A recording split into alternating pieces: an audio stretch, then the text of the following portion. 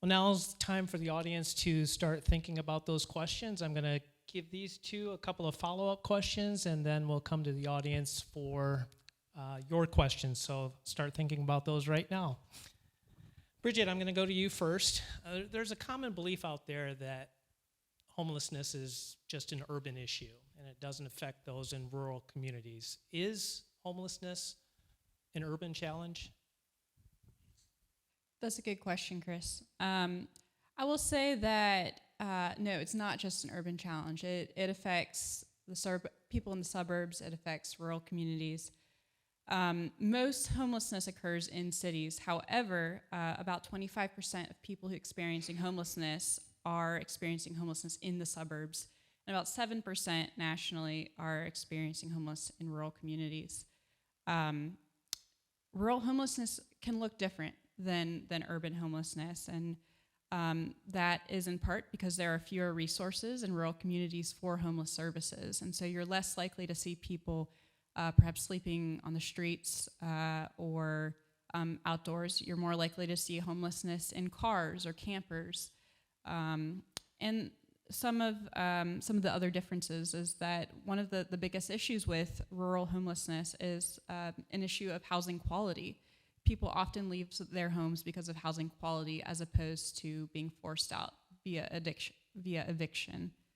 And so, and a final difference is that limited transportation is a factor for people experiencing rural homelessness. But I will say that whether rural or suburban or urban, the structural factors that play into homelessness are the same. It's the same issues. It can be lack of support, as Joe said. It can also be a lack of affordable housing. We talked about supply and demand, and when you don't have enough affordable housing, you're going to have a hard time staying in that housing.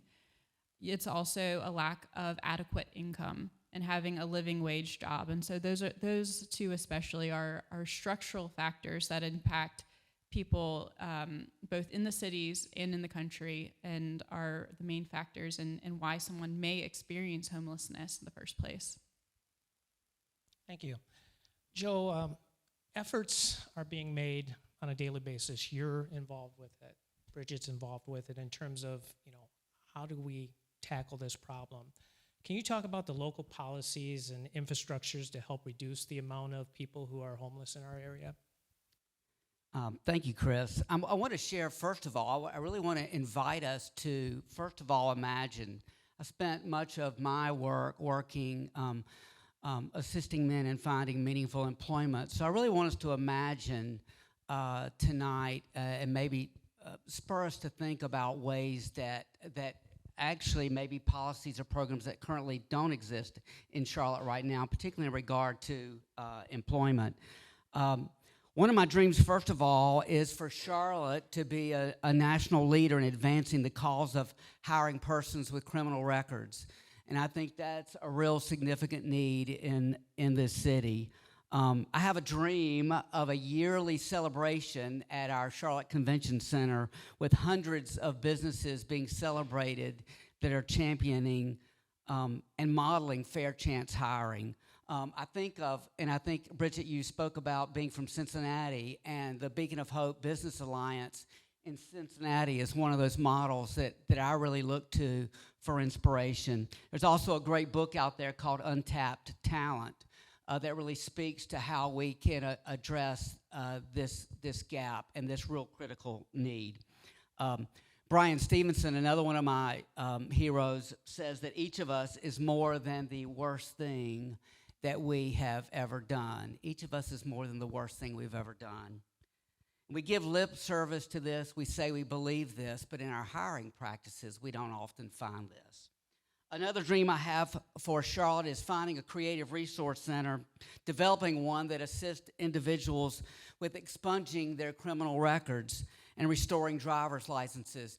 I know that we currently have expunction clinics that are held occasionally, even frequently in the city, but I would like to see us have a full-time resource center in Charlotte that's available to assist folks, again, experiencing homelessness that need employment, that find that their criminal background, that find that their lack of a driver's license and perhaps a hold on their driver's license is keeping them from getting employment and ending their homelessness that way.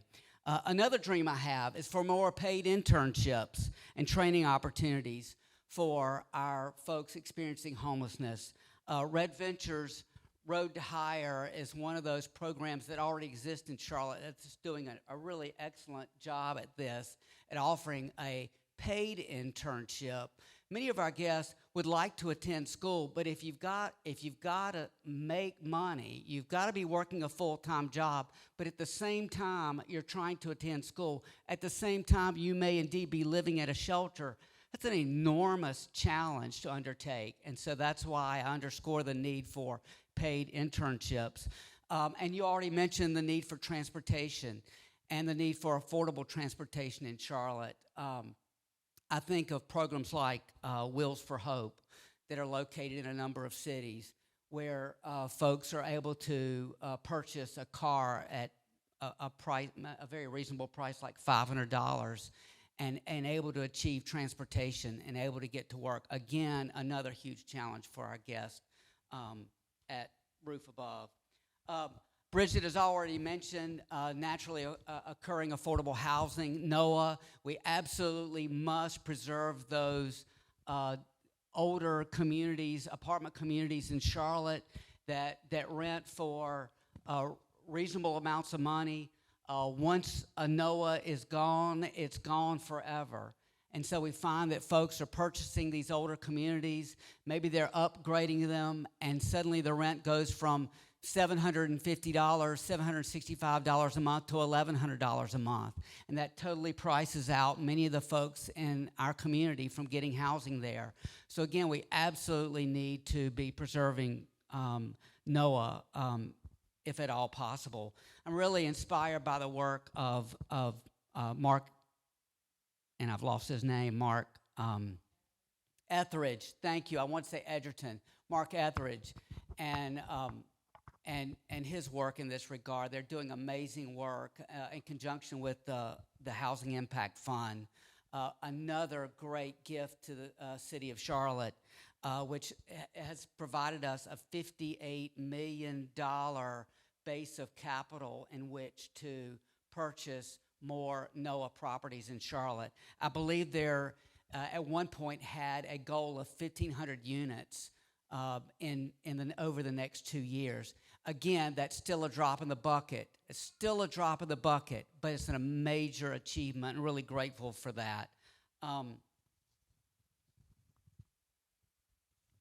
We've also mentioned, I think we've mentioned tonight, vouchers and the need for assistance for our guests who need those vouchers that assist guests that are able to afford this much in rent versus how much a landlord may be asking for in rent. And if we're able to provide more vouchers to folks experiencing homelessness, that will also assist us in ending homelessness.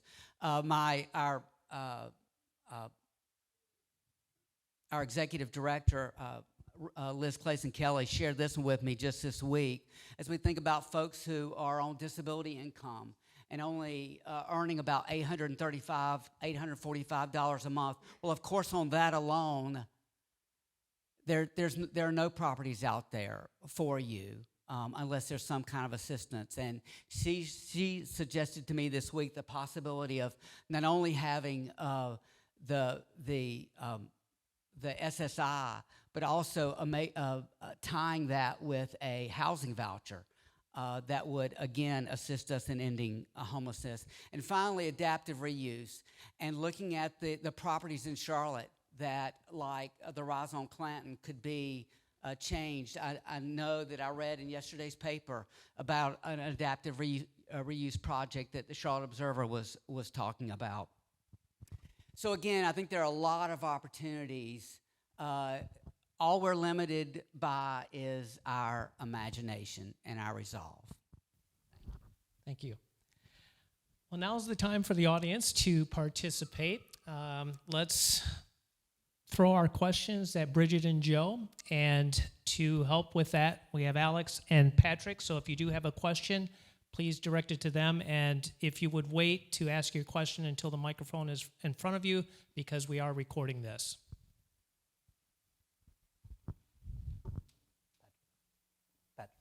Hi, this is a question for Bridget. I was just curious if there's data on how many people are housing unstable in the Charlotte-Mecklenburg area. There is. I didn't add that slide in here, but it is many tens of thousands. I want to say 30 or 40,000 people in Charlotte are housing unstable, using that metric of spending more than 30% of their income on housing. But that exact statistic would be in the report. And I would add, Bridget, the numbers since 2019, 2020, as you well know, have dramatically changed for the worse in the instability and also the ability of folks to afford housing in Charlotte. I think has dropped almost 4% now. I think it was 22% you mentioned in 2019. And I think it's now down to 4%. So we're really at a critical point. Yeah, and that's a good point. Because of COVID, and because so many people got behind on their rent, we have this influx of people who are experiencing housing instability because all of a sudden the rent's due, you can be evicted, and so this has only increased now that eviction moratoria are over, and people are having to pay back this rent. This question is for Joe or Bridget, but in regards to, Joe, you talked about the housing vouchers that are out there. Unfortunately, a lot of corporate landlords have swooped into Charlotte and really hockey stick the rents over the last year plus 2 years or so.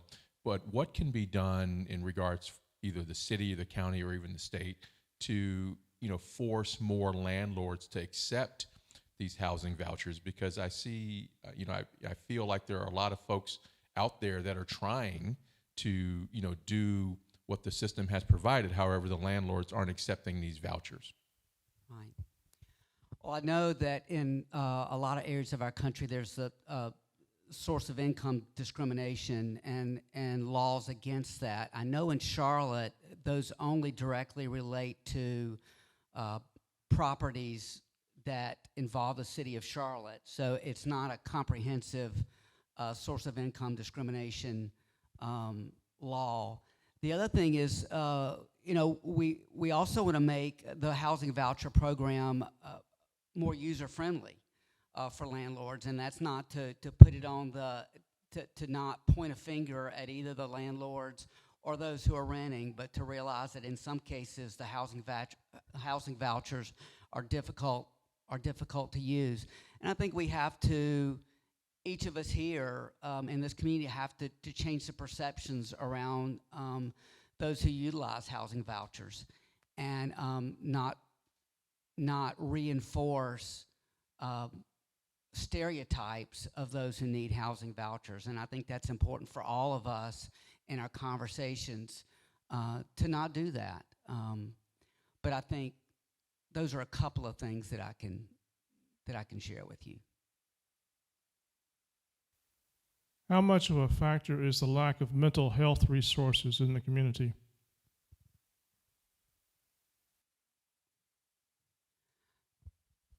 Well, absolutely. I think we're all aware of that, and a significant percentage of the guests that we work with at Roof Above have some kind of mental health illness, and I think there's certainly a need, certainly a greater need for that. Absolutely.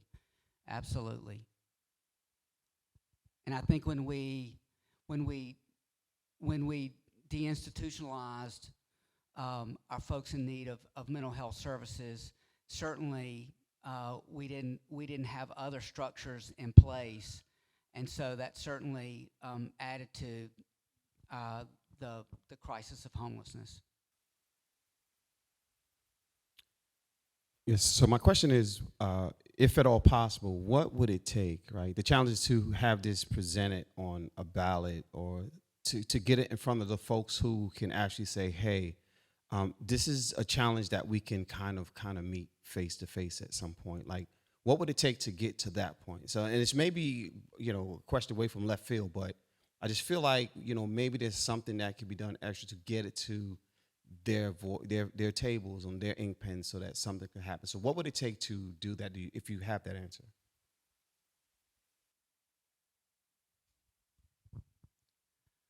Well, I think it's a matter of will. I think it's a matter of resolve as a community, and I think it's easy for us to look at this as let's take incremental steps.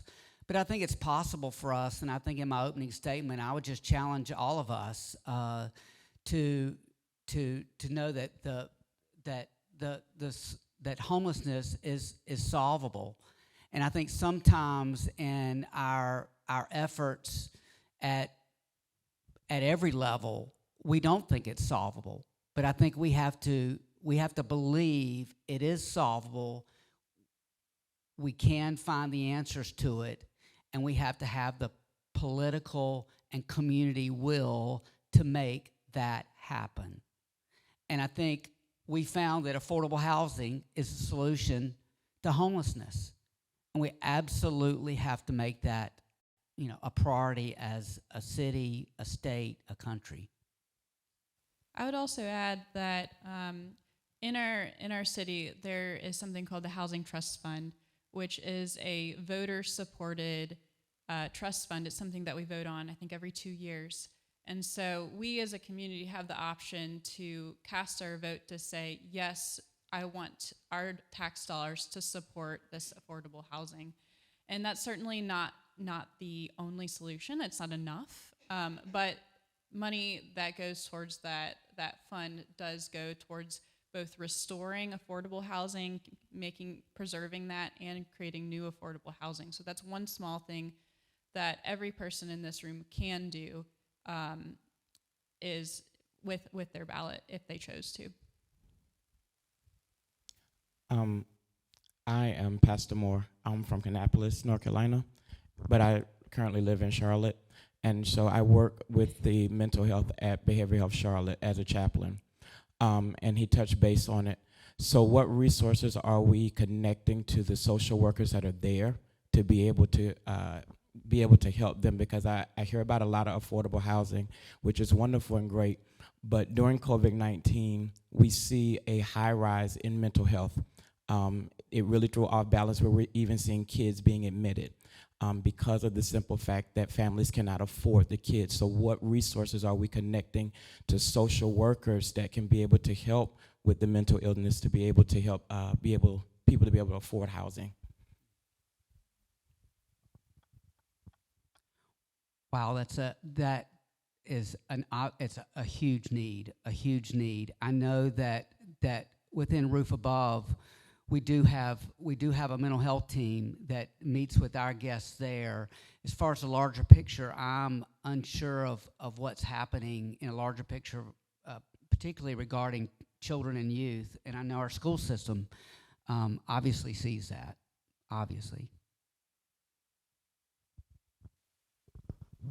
Hi, I want to say I totally agree with the fact, I'm sorry, I need to stand, I guess, sorry, I'm in the corner. Sorry. I totally agree with the fact that affordable housing is a problem. It definitely is. However, you also touched on minimum wage being the problem.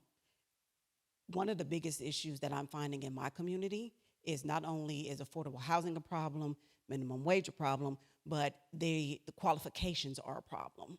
Whereas you now, in order to qualify for something, you have to be able to make 3 times the rent in order to qualify. So I know several people that are out here who can afford their rent every single day. They work, but because the qualifying definitions are changing, that to me is only keeping the black, the brown, the low income out even more when you keep changing the rules on what to qualify. That is such a good point. I think in the report, I'm not going to get it exactly right, but I think someone would have to work the equivalent of 2.5 full-time jobs at minimum wage in order to afford rent in Charlotte.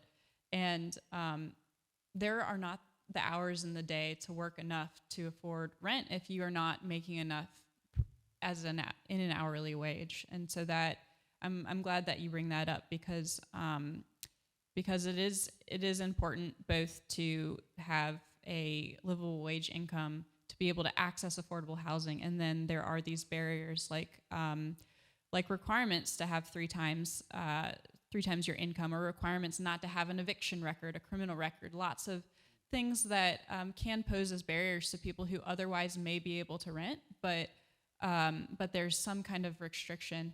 I know a woman who had the income she needed to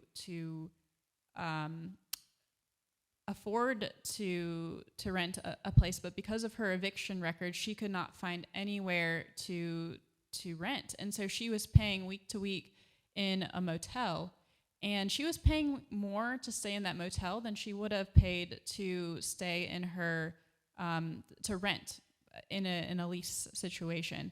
But because of those barriers, she was not able to access housing. And that's a reality, as everyone in this audience knows. That's a reality for thousands of people in Charlotte every day. Exactly what you're saying, Bridget, that you can't afford for a variety of reasons. No one's going to rent for you, so you settle for paying for a motel room that costs a whole lot more money than what you could afford in rent. And I think I understand now it's a livable wage for one person in Charlotte. I think it's somewhere in the neighborhood of $21 an hour. $21 an hour. So we don't even talk about minimum wage anymore. It's not even in the discussion for our men working in Charlotte.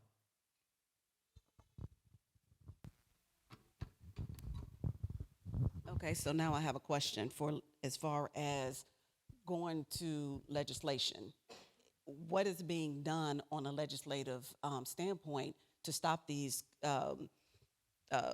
like the large companies from coming in here, snatching up the properties, the Open Doors, the Mark Swains, the whoever, from coming in here and doing what they're doing? They are buying up properties for $30,000 more, only so that they can do no work to the property, but yet rent it for a high amount.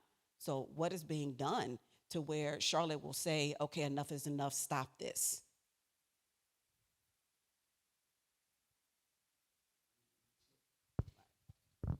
Then we're going to continue to have a problem, because until government and everybody say, well, go out here and vote, but until government wants to stop taking the money or whatever, what was it called? Wasn't it?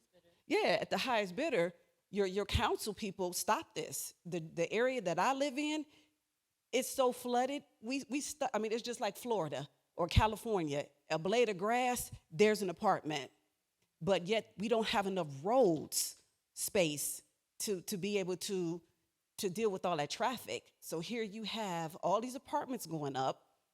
Roads aren't big enough. Streets aren't getting widened. But yet, our city, our county, our commissioners is taking this money and they're letting these people come in here and build these units, which are not affordable. And then you're going to continue to have a problem. So if something's not going to be done on a legislative, why are we even talking about it? Because homelessness is not going to ever end until they're willing to stop it. Well, we need people like you.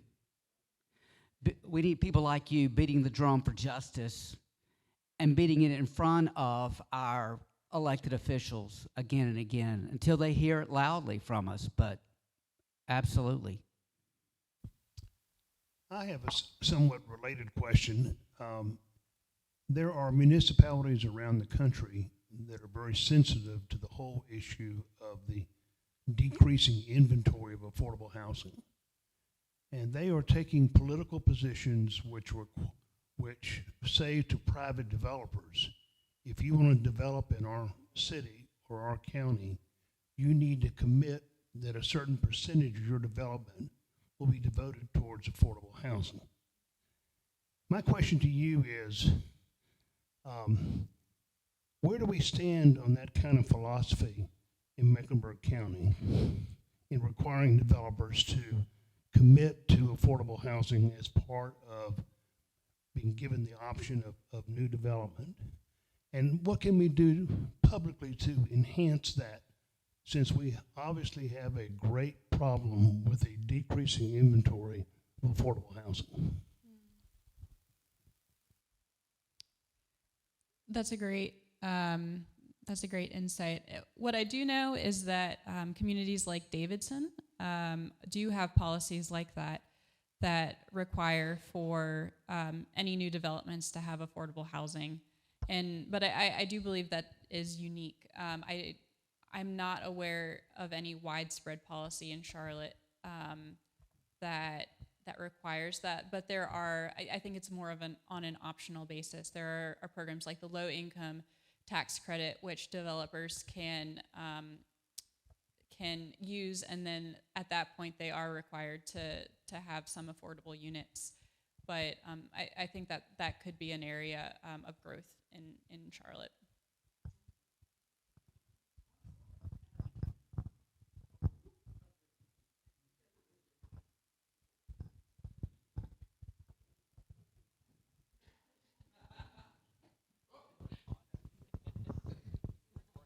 So my question is, because again, we're still talking about affordable housing. Who set the amount for affordable? Exactly. The developers set the amount for affordable. The city doesn't say, well, and the reason why I'm saying that is because I know for a fact off of Nations Ford and Arrowwood, they just built probably, I'm going to exaggerate, of course, 2,000 units, and they're saying, oh, affordable housing. I think a one bedroom starts off at $900. And this is at Nations Ford and Arrowwood. Or is that Arrowwood right there? That right there, 77? Yeah. So who constitutes what's affordable? You're saying $700. Somebody's saying, I mean, I can afford $700 by myself, but heck, I may be eating ramen noodles. But who says what's affordable? And so I think you're getting to a paradox between what we're seeing in reality and then what policy says should be affordable. And so the HUD, U.S. Department of Housing and Urban Development, sets what is supposed to be affordable for each community, including Charlotte. And they have different brackets, what should be affordable for the lowest earners, low moderate earners, etc. But as Charlotte as a whole increases, as costs increase as a whole, that benchmark also increases. So even what is supposed to be affordable for people making that lowest wage is often already out of reach. Right, because like he said, the developers. So if they allow a developer to come in here and build a 150 unit apartment, and then they say, what is a Schedule A or something like that, only 10% of that 150 is supposed to be quote unquote affordable. Mm-hmm. But then again, who sets the precedence for affordable?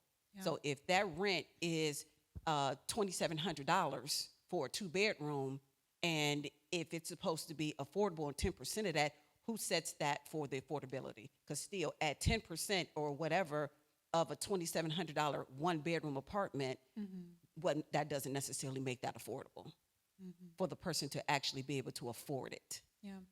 And oftentimes when developers are developing affordable units, affordable, like you say, can mean different things. Affordable looks different for when it's called, they use brackets using the area median income. And so they say for the lowest income earners, that's one price. For moderate income, it's another price, but it's all classified as affordable. And so what you're seeing might be for people at a higher income. Oftentimes, developers aren't necessarily making affordable units for the lowest income earners. They're making units that are affordable, but for more of the moderate income brackets, like the 30 to 50,000 that we saw in that graph earlier. And so it is, and you're bringing up a good point that it is really hard in Charlotte for people at that lowest income bracket to find any housing that's affordable to them. Which it brings it back to, how do we end homelessness? We're not going to end homelessness. I mean, and I'm gonna be 1,000% honest with you. I've been in this field since 2015.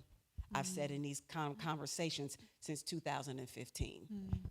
At one point, the redirect or the rehome, there was a $250,000 grant that Charlotte put out, rehousing. It was not for a program like mine. It was for a program to get the homeless off the street, but we couldn't require them to get help. They did not have to follow a program. This was just to get them, say we got a spot for them to get them off the street. That's not going to fix your homeless problem. But again, there's so much money in homelessness. You just said $58 million. You said that as if it was $58. So you got $58 million. We should be able to put some kind of dent in homelessness, in building something affordable. You said y'all bought what was your size of your building you bought? You bought a 341 unit, and yet what, 75 is affordable? That's a 75 for chronically homeless folks, but then the remainder of that complex is also variations of 40, 50, 60% of AMI. So it's a mixed income community. Okay, so maybe some of you don't know the definition of chronic. So maybe we need to, to define what chronic is. There's so many different levels, as she said, of homelessness. But you also, like the gentleman said in the back about mental health, you also have to understand that some of the homeless population want to be out here. It's easier for them to be homeless than it is for them to have responsibility to take care of themselves, to pay rent, to do this, to do that. And that's what we really call that chronicness. So for those who don't want the help, who don't want a job, who don't want to do certain things, it's as if, they're kind of, and I hate to use taking up space for those who do, because even though, they still need the help, because even though they don't want it. So that's what we're facing. We need programs. We need something that's going to say, hey, not only are we going to give you a place, but we also need to fix your issues. We also need to help you fix your issues, whether you feel you want to or not. That's the only way we're going to really end anything or start to end anything. I think that's the beauty of programs that specifically target chronically homeless individuals, is that oftentimes having housing isn't enough. And so that's why, so to be chronically homeless, it means being homeless for at least a year. And oftentimes it means that you have some kind of disability, whether physical or mental, that may be a barrier to normal housing. And so you do need those supportive services. And so that's what programs like Roof Above are doing, is providing those supportive services as well as housing to help individuals who otherwise may not be able to make it with the housing alone. Okay. Well, it's a two-parter. When you're getting housing for some of the folks that you're serving, I mean, how many people per bedroom typically do you place? Is it 1 per bedroom, 2 per bedroom? Well, that would depend on the family unit. So I'm not sure. But even if it were like, say, 2 men, do you feel like that doesn't work for them? Or part of our focus is also on shared housing. So we do know that at least if there's one way we can make it more affordable, it's through sharing housing. So we do invite men to at least through our Mech Home program. 2 men can share a 2-bedroom apartment for about $400 each a month. And that makes it affordable for them, at least to give them some traction, some space to be able to afford a place on their own, or to continue to share a space. So shared housing is certainly, it's not always an attractive option, but it's a necessary one. And there are a lot of people in this community that are sharing housing, that need a roommate to make it affordable. Well, and I was going even further with it, which is actually Okay. literally sharing the bedroom, like 2 beds in a bedroom. That's not uncommon in some areas, and I was just curious if you got policies against that, like that doesn't work, or if you're open to, like, where I was going to go next is like accessory dwelling units, right? Which is, let's say ballpark 50, 60 grand, we can get a bunch of accessory dwelling units built. And if those were 2-bedroom type places in neighborhoods, you know, I'm a landlord. I've got 4 rental properties. I have a 2/10 of an acre lot. If there was access to loans, standard building plans, even a crew to come out and do that kind of work, you know, $600 a month, that's like a 7-year payback. And so for that 58 million, even if I didn't pay it back, that would be, call it 1,160 units, accessory dwelling units, potentially, if we were willing to have 2 people share a bedroom because they've got different schedules and they're just willing to make it work because it's better than the alternative. You know, that's like 4,600 people for that level of money. And I've got people in my neighborhood who are on fixed income who do not have access to 50 grand. But if there was something that said, here's a program, here's the payback period, and now after 7-8 years, that could become rental income for them off of fixed income, it seems like we'd have a lot of takers. And so I don't know if that's stuff that could be possible. Love to talk to you afterwards about that. Thank you, everyone, for those insightful questions. Really greatly appreciate that. Well, let's welcome back to the stage Jah Smalls for a second and third poetry reading. The book that I'm reading from came alive because of the conversation centered around what we're talking about today and the importance of it. And I don't know about you, but I learned a lot today, and it really feels good to know that other people are actually invested in helping community, because I think we forget that these are human beings. I think that's the biggest problem. We don't call them human beings. The first thing we say is the homeless man, not the man with the gray coat, not the woman with the smile. It's always the homeless person.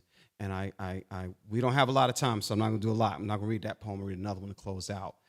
But the book is called On Compassion. Images that he's painted will be in the book. It'll be available this weekend. It's back it's supposed to be done today, but Amazon sent it back, so blame Amazon. And so they sent it back, so it'll be ready today. The images, and his birthday is tomorrow. My birthday is the 31st, so it'll be excellent if y'all celebrate that. Scorpios. And so well, I'm saying that because the paintings are for sale as well, and proceeds are going back to help the organization. And so if you purchase this book, and in the review you write where you heard about it, and you write it here, guess what? Those proceeds will also go back. And so I don't want you to think that it was in vain. I want you to know that it doesn't matter what you do in this moment. It matters what you do in the next moment, because this moment just passed, right? So you have to think, what's next? What's next? And so thank y'all so much. Give it up again for Mike. Did you want to say something? Because I know. Okay. And so I'm not going to keep y'all long. I'm going to read one poem. I'm not going to read a long one. Shout out to my daughter, and where's Tamika? Tamika, my daughter, Mina, that was making all the noise. She's at all of my events, so it's not new to her to be here. It's just today she decided, she wanted to be a little vocal. Because mommy works at home and daddy's a full-time poet, so I work when they allow me to. A lot of my poems end up with my daughter in it, or what's happening. And this is one I'm reading is going to show you how that becomes a part of my life. I didn't think I'd be 50 with a 2-year-old. Well, technically, I'm 50 with a 1-year-old because she won't be 2 until January. But still, I didn't know how that happens. I'm very old. This poem is called There Are Times, and this is also in the book. And so election season has found us again. Campaigning fashioned our homes like family portraits and grandma's favorite quilt. The moonlight's grabbing at the afternoon sun, awaiting halftime while your favorite team owns the television. Someone's face deep in a big bag of chips and a cold beverage. Somehow it made its way from the fridge into your favorite glass. Either way, life has branded a smile beneath your cheekbones. Just as joy consumed this moment until the whistle blows, and everything is back to normal. And I say normal, and I hear birds singing. A mailman carrying bills already claiming next week's paycheck. I see a favorite pillow marked with 3-year-old grape juice stains. Normal like watching Aladdin every day, bearing witness to a 1-year-old who has no problem screaming at every song coming from the giant screen. And then I hear the words street rat. And they're singing a song that has my toddler stretching all 5 senses, no matter the time of day. And she's smiling while Disney makes fun of a homeless kid they're calling a rodent, an animal who eats only what he can find or steal from whomever has more than he does. And maybe I'm the only one who sees this. The stony way we view misfortune. And to box humans according to their possessions. I'm sometimes brokenhearted with Disney. The way lullabies are our favorite cartoons and always spotlight someone else's bad luck. And we sing and teach our children the hardships are entertaining. So at a young age, walking past someone unable to feed themselves becomes normal. We tuck compassion behind our funny bones, delight the fancy ideas that all things end with a song or dance, and we song and dance our way from toddler to Broadway. And no one seems to bear witness. One would think I dislike Disney. But I really dislike the way we paint things pretty, as if pretty and ugly are cousins. There's nothing pretty about being hungry. The bloodshot eyes asking for things we forget, the things that we waste when others only dream that tomorrow might wince in our direction. I've shaken hands weakened by weather and love, but hungry hands shake differently. It's like no one sees them until they're falling beyond the daily shallows of your eyes. The daughter and son who once belonged to a bedroom, and the luxury of a clean face and feet that never wondered how long will these ragged shoes last me before the cold of December claims them. And their lonely souls begin to lose everything but their shadows. We make normal the nightmare humans cannot wake up from. Hand them the jingle from our pockets or middle console in the busy intersection. We watch police tell them to leave, to move from the home that they've made on the corner where someone else said they were creating a problem, when breakfast may have been the only thing on their minds. Somehow, we've forgotten how to pronounce the word human. And most of the time, we never say it with a smile.